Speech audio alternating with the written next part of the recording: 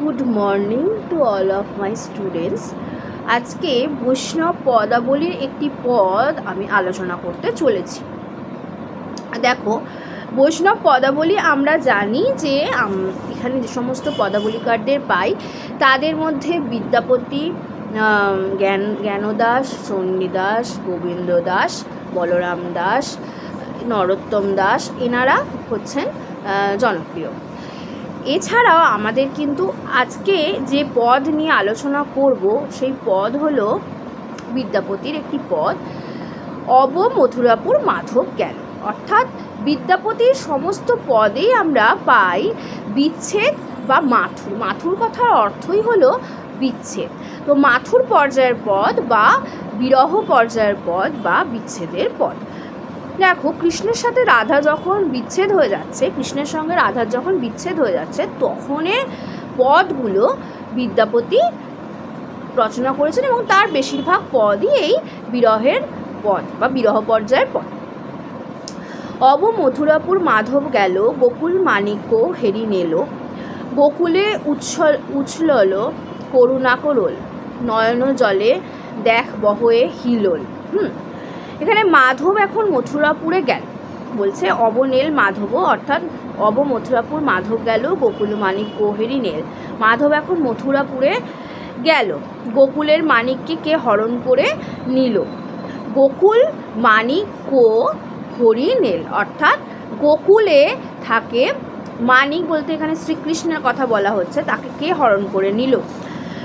গোকুলে উছলল করুণা করল, নয়ন জলে দেখ বহয়ে হিল্লোল। অর্থাৎ গোকুল, সমস্ত গোকুল তখন, অর্থাৎ তাকে যখন কেউ একটা হরণ করে নিয়েছে, মানে এইটা একটা কান্নার, যে তাকে কেউ নিয়ে চলে গেছে। যেমন আমরা বলি না যে কেউ হয়তো বাইরে থেকে কোনো একটা লোক এসেছে এবং এসে তাকে হয়তো নিয়ে চলে গেছে, এবং সেই সময় দেখা যাচ্ছে যে সমস্ত গোকুল কিন্তু নয়নের জলে ভাসাচ্ছে। নয়ন জলে দেখো বহয়ে হিল্লোল, শুনো ভেল মন্দির, শুনো ভেল নগরী। মানে শুনো অর্থে শূন্য, অর্থাৎ মন্দির শূন্য হয়েছে, নগরী শূন্য হয়েছে, 10 দিক শূন্য হয়ে গেছে, সব কিছুই শূন্য হয়ে গেছে। সগরীশ অর্থাৎ সমস্ত, অর্থাৎ সকল, তাকে বলা হয় সগরী। কৈছনে কুটির, কৈছনে যায়ব যমুনা তীর, কৈছে নেহারব কুঞ্জ কুটির। অর্থাৎ কৈছনে কুটির বলতে এখানে যমুনার তীরে কি করে যাব, এখানে রাধা বলছে এখানে যমুনার তীরে কিভাবে যাব, কুঞ্জ কুটিরের দিকেই বা কি করে তাকাবো। নেহারব অর্থে এখানে তাকানোর কথা বলা হয়েছে, দেখার কথা বলা হয়েছে। ফুল খেরি অর্থে এখানে ফুল খেলার কথা বলা হয়েছে।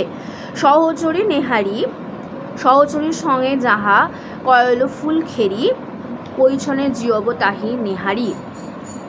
অর্থাৎ সহচরীদের সঙ্গে মিলে যেখানে একদিন ফুল খেলা খেলেছি, অর্থাৎ এখানে রাধার কথা বলা হচ্ছে। রাধা যেখানে তার সহচরীদের সাথে একসাথে যেখানে মিলেমিশে যেখানে একদিন ফুল খেলা খেলেছে, সেই কুঞ্জ কুটিরের দিকে তাকিয়ে আমি কিভাবে বেঁচে থাকবো। সেই কুঞ্জ কুটির যেখানে আমি খেলেছি, যেখানে রাধাকৃষ্ণ একসাথে থাকতো, এবং যখন রাধাকৃষ্ণ যখন লীলা করতো তখন তো তার অনেক গোপিনী বা অনেক গোপী বা অনেক সহচরী তার সঙ্গে থাকতো।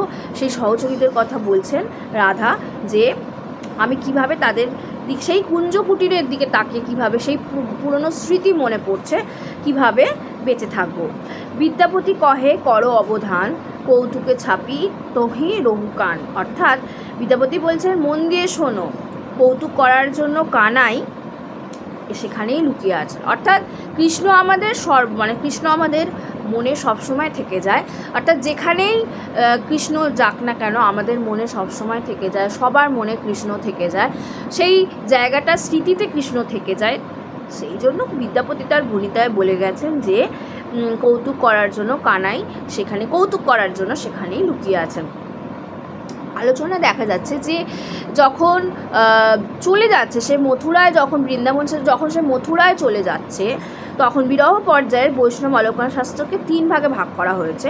যেমন ভাবী, অর্থাৎ এখানে হচ্ছে ভাবি বলতে কৃষ্ণ চলে যাবেন এমন অবস্থা, ভাবি অবস্থা, ভবন অর্থাৎ কৃষ্ণ চলে যাচ্ছেন এমন অবস্থা, এবং ভূত অর্থে অতীত অর্থাৎ কৃষ্ণ চলে গেছেন অলরেডি সেই অবস্থা। বর্তমান পদে ভূত বিরহ পর্যায়ের অর্থাৎ অতীতে কৃষ্ণ চলে গেছে এবং ভূত ওই জন্য বলা হচ্ছে বিরহ ঘটেছে, মানে বিচ্ছেদ হয়েছে। এখানে রাধা তার ব্যক্তিগত বেদনার সঙ্গে মিলিয়ে কৃষ্ণ শূন্য বৃন্দাবনের বিষণ্ণ পরিবেশের বর্ণনা করেছে। অর্থাৎ কৃষ্ণ চলে গেছে, মথুরা ছেড়ে কৃষ্ণ চলে গেছে, সেই সময় গোকুলের সমস্ত গোকুলবাসী কী করছে, গোকুলবাসীর চোখে জল এসে গেছে এবং কাঁদছে, তার পুরনো স্মৃতি মনে পড়ছে, কৃষ্ণের স্মৃতি মনে পড়ছে। সে সমস্ত গোকুলবাসী তাই কান্নায় মানে কাঁদছে এবং সেখানে অশ্রু নয়ন থেকে অশ্রু ঝরে পড়ছে সমস্ত গোকুলবাসীর। এখানে রাধা তার ব্যক্তিগত বেদনার সঙ্গে মিলিয়ে কৃষ্ণ শূন্য বৃন্দাবনের বিষণ্ণ পরিবেশের বর্ণনা দিয়েছেন। রাধার কাছে এখন নন্দপুর চন্দ্রহীন বৃন্দাবন অন্ধকার মনে হচ্ছে। অর্থাৎ চন্দ্র অর্থে চাঁদ, চাঁদের যে জ্যোৎস্না, সেই জ্যোৎস্নায় চারিদিকে আলোকিত হয় এবং সমস্ত গোকুল কিন্তু সেই রাধাকৃষ্ণের প্রেম সম্পর্কে জানতো, তাদের সম্পর্কে জানতো, মানে তাদের প্রেম সম্পর্কে জানতো। এবং তাদের সেই যে একটা তাদের যে প্রেম, তাদের যে অভিসার, তাদের যে অনুরাগ, তাদের যে বিরহ, সমস্ত কিছু, তাদের হাসি কান্না আনন্দ সব কিছু মিলেই ছিল। এবং সেই চন্দ্রহীন তখন ছিল চাঁদের জ্যোৎস্নায়, যেন মনে হতো চাঁদের জ্যোৎস্না। এবং নন্দপুর চন্দ্রহীন এখন চন্দ্রহীন বৃন্দাবন অন্ধকার, চারিদিকে ঘোর অন্ধকার মনে হচ্ছে। স্মৃতিভারে পীড়িত বেদনা বিদীর্ণ সত্তার আর্ত হাহাকার বেজে উঠেছে। বলছে স্মৃতিভার, সেই স্মৃতিতে যে স্মৃতি রাধাকৃষ্ণের আছে, সেই স্মৃতিতে সমস্ত গোকুলবাসী পীড়িত হয়েছে এবং বেদনা বিদীর্ণ হৃদয় এবং হাহাকার করছে, তারা আর্ত হাহাকারে বেজে উঠেছে। গোকুল মানিক কো হরিনেল, অর্থাৎ গোকুল মানিক বলতে এখানে কৃষ্ণের কথা বলা হচ্ছে। তিনি আর এখানে কে যেন তাকে হরণ করে নিয়ে গেছে এই গোকুল থেকে। শূন্য নগরীতে শূন্য ঘরে বসে রাধা ভাবেন কি করে তিনি যমুনার তীরে যাবেন। অর্থাৎ যমুনার তীরে যাওয়ার কথা এখানে শ্রী রাধা বলছে এবং সে ভাবছে একলা জায়গায় নির্জন ঘরে বসে যে শূন্য নগরী, কৃষ্ণ ছাড়া আর কিছু নেই, কৃষ্ণ ব্যতীত কিছু নেই, কৃষ্ণ ছাড়া এই নগরী শূন্য, মন্দির শূন্য, অর্থাৎ সমস্ত ঘর শূন্য। তো সেই জন্য বলছে রাধা কিভাবে যমুনার তীরেই বা যাবে এবং কৃষ্ণবিহীন কুঞ্জ কুটিরের দিকে দৃষ্টিপাত করার কল্পনাও তার পক্ষে কষ্টকর। মানে কৃষ্ণকে ছাড়া সে থাকতে পারে না এবং তাকে ছাড়া সে কুঞ্জ কুটিরের দিকে সে তো যেতেই পারবে না। সেই যে কুঞ্জ কুটিরে তারা বসে বৃন্দাবন যখন রাসলীলা হতো এবং সেই সহচরীদের সঙ্গে থাকতো, কৃষ্ণের সাথে থাকতো রাধা, সেই দিনগুলোর কথা মনে পড়ছে। সে আর কুঞ্জ কুটিরের দিকে দৃষ্টিপাতই করতে পারবে না, খুবই কষ্টকর।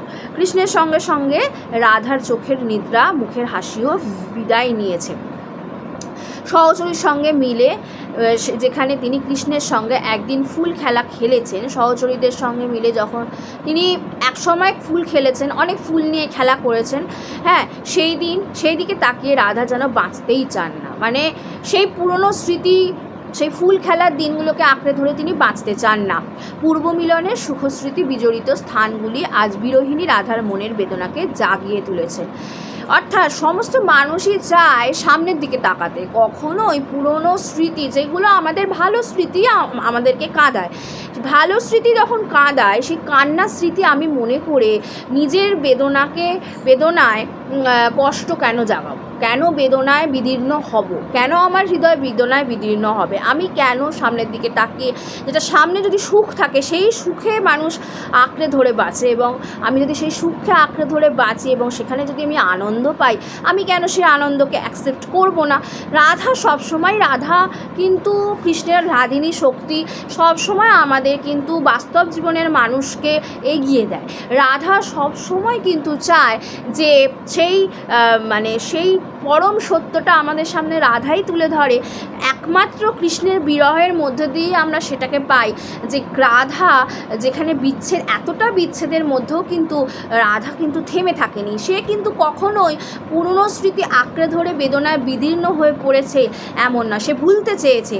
কে হায় হৃদয় খুঁড়ে বেদনা জাগাতে ভালোবাসে, এই যে কথাটা, সে কখনোই কিন্তু চায়নি যে রাধা যে পুরনো স্মৃতি মধুর হলেও তাকে আঁকড়ে ধরে আমি আমার বেদনা, নিজের মধ্যে বেদনা জাগাবো, সেটা কিন্তু রাধা কখনোই চায়নি। তাই রাধাকে আমরা দেখি সব সময় রাধা সামনের পথের দিকে এগিয়ে গেছে, রাধা সব সময় এগিয়ে, সেই জন্য বা সেই দিকে তাকিয়ে রাধা বাঁচতেই চান না।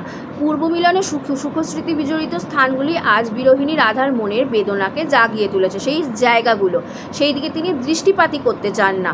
নিরুপায়ভাবে এই বেদনা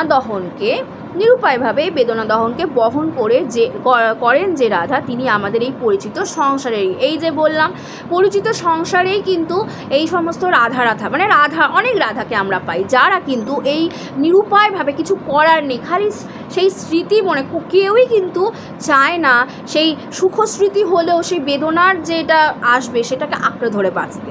মানুষ চায় সামনের দিকে, কারণ সবাই চায় সামনের দিকে এগোতে এবং আনন্দ নিয়ে বাঁচতে, সেই আনন্দ সহকারে বাঁচতে, কিন্তু সেই আনন্দটা কিন্তু সেখানে থাকছে না। তাই সে কিন্তু অসহায় এবং নিরুপায়ভাবে সেই বেদনা দহনই করছে, তার স্মৃতিতে তার মানসিকভাবে তাকে দহন করছে।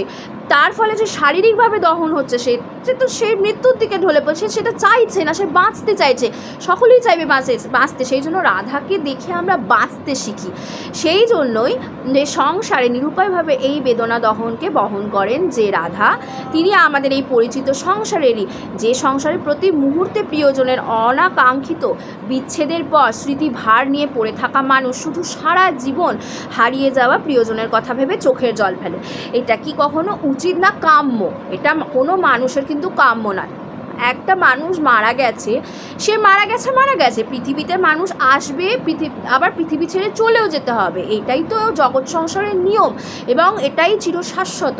সেই চিরশাশ্বত পরম সত্য জিনিসটাকে আমরা ভুলে যাই, অনেক সময় ভুলতে চাই না, কিন্তু নিরুপায় হয়ে আমাদের কিন্তু সেই বিষয়টা বারবার আমাদের কিন্তু নাড়া দেয় যে আমরা জিনিসটা ভুল করছি। যারা কিন্তু লড়াই করে, নিরুপায়ভাবে তারা মেনে নেয়, দগ্ধ হয়, তারা কিন্তু চায় সব সময় কিন্তু বাঁচতে।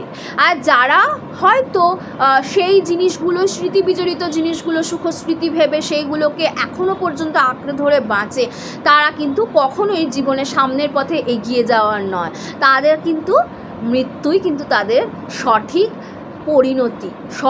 পরিণতি। কেননা মৃত্যু ছাড়া তাদের আর কোনো পরিণতি হতে পারে না, তারা আর এগোতে পারে না, নিজেরাই পারে না, এবং পরিবেশের প্রকৃতির বিরুদ্ধ হয়ে যায়। যখন কোনো কিছু প্রকৃতি বিরুদ্ধ হয়ে যায়, তখন সেখানে কিন্তু নিজের সাথেও লড়াই করে বাঁচা সম্ভব নয়। যাই হোক, এখানে বলছে সারা জীবন হারিয়ে চোখের জল ফেলে, এই রাধাকে কোনো দেশকালের পরিধিতেই আবদ্ধ করা যায় না। তো এই রাধা, এই যে বলছে সংসারের এই সমস্ত রাধাদের কিন্তু কখনোই কোনো দেশকালের পরিধিতে আবদ্ধ করে রাখা যায় না, তারা কিন্তু এই দেশকালের পরিধি থেকে বিচ্যুত।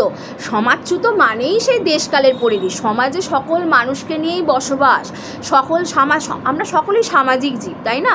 সেই সামাজিকতা থেকে যদি আমরা বেরিয়ে যাই, তার মানেই তো আমরা দেশকাল থেকে বেরিয়ে যাচ্ছি, একটা কাল থেকে বেরিয়ে যাচ্ছি, একটা যুগ থেকে বেরিয়ে যাচ্ছি, একটা সময় থেকে বেরিয়ে যাচ্ছি। তাহলে আর আমার বেঁচে থেকে লাভ কি? একটা দেশ থেকে বেরিয়ে যাচ্ছি, আমি আমার দেশ থেকে বেরিয়ে যাচ্ছি, আমাকে অন্য দেশ পাত্তা দেবে কেন? আমি অন্য জায়গায় গিয়ে কি বাঁচবো? এই দেশে আমার সুখস্মৃতিগুলো কি মস্তিষ্ক থেকে বহির্ভূত হয়ে যাবে অন্য দেশে গিয়ে বাঁচলে? সেটা তো হবে না, সেই স্মৃতিগুলোই তো থেকে যাবে। আর অন্য দেশে গিয়ে আমি বাঁচবো কীভাবে হতে পারে? সেখানেই আমায় অ্যাকসেপ্ট করবে কেন? আমি তো সেই মানুষটাই রয়ে গেছি। সুতরাং মৃত্যুই তার সঠিক পরিণতি। দেখা গেছে পদকল্পতরু বা পদামৃত সমুদ্রের মতো সংকলনে পদটি ধৃত হওয়ায় স্পষ্টত বোঝা যায় যে এটি গৌড়ীয় বৈষ্ণব পরিমণ্ডলের অতি পরিচিত পদ। সেই কারণে পদটির একটি ঐতিহাসিক গুরুত্বের কথাও আমাদের স্বীকার করতে হবে। শ্রেষ্ঠ সৃষ্টি মাত্রই উত্তমকালের সৃষ্টির ওপর গভীর প্রভাব বিস্তার করে। এই পদে কৃষ্ণকথার একটি বিশেষ পরিস্থিতিতে স্মৃতিভার পীড়িত চিরকালীন মানুষের আর্ত হাহাকারকে বিদ্যাপতি রূপ দিয়েছিলেন, যা অনিবার্যভাবেই প্রভাব ফেলেছে হংসদূত ও ললিত মাধবের মতো শ্রীরূপের সৃষ্টিতে। ললিত মাধবে আমরা দেখি অনেকের যদি যদি ইচ্ছা হয় বা কৌতূহল জাগে বা আগ্রহ সৃষ্টি হয়, তাহলে বলবো খুব তোমরা বা আপনারা ললিত মাধবটা পড়ে দেখবেন। ললিত মাধবে দেখি সেই অতি মায়াবী কৃষ্ণ কৌতুক করার জন্যে হয়তো লুকিয়ে রয়েছেন ভেবে সখী বিদ্যাপতির মতো রাধাকে পরামর্শ দিয়েছেন যে কুঞ্জে গিয়ে একবার অনুসন্ধান করো শক্য প্রেক্ষিত মঞ্জসা সখী চেত কুঞ্জান্তরে মৃগতে। আর হংসদূতে দেখি চিত্তের বিরহ দুঃখ নির্বাপন করতে রাধা সখীদের নিয়ে যমুনার তীরে যান। সেখানে পূর্ব পরিচিত সেই কেলিকুটির দেখে তিনি মূর্ছিত হয়ে পড়লেন। এও যেন কৈছনে যায়ব যমুনা তীর, কৈছে নেহারব কুঞ্জকুটির, পঙ্ক্তিদ্বয়ের ইঙ্গিতে বিস্তৃততর হওয়া উত্তরকালীন শ্রীরূপ কথা। যাই হোক, আমি কিছুটা তথ্য এখানে পরিবেশন করলাম, যে এইটুকু তথ্য না জানলেও চলে। তবে এইখান থেকে বলবো ললিত মাধব এই গ্রন্থ পড়ে দেখবেন বা পড়ে দেখবে সেখানে মায়াবী কৃষ্ণকে পাবে। সেখানে কৃষ্ণ কী রূপে কী রূপে আছে, কীভাবে আছে, এবং কৃষ্ণ রাধা কীভাবে সেখানে তাদের লীলা সম্পন্ন করছে দেখা যাবে। একটা মায়াবী রূপের আমরা এখানে বর্ণনা পাবো। যাই হোক, আজকে এই পদের আলোচনা এই পর্যন্তই। আশা করছি ভিডিও ভালো লাগছে। চ্যানেল যদি ভালো লেগে থাকে চ্যানেল সাবস্ক্রাইব করে অবশ্যই বেল আইকন দিয়ে দেবেন। আর কমেন্টে জানান কেমন লাগছে। কমেন্ট বক্সে লাইক করে বন্ধুদের সাথে অবশ্যই শেয়ার করে দিতে হবে। আজকে এই পর্যন্তই। Thank you.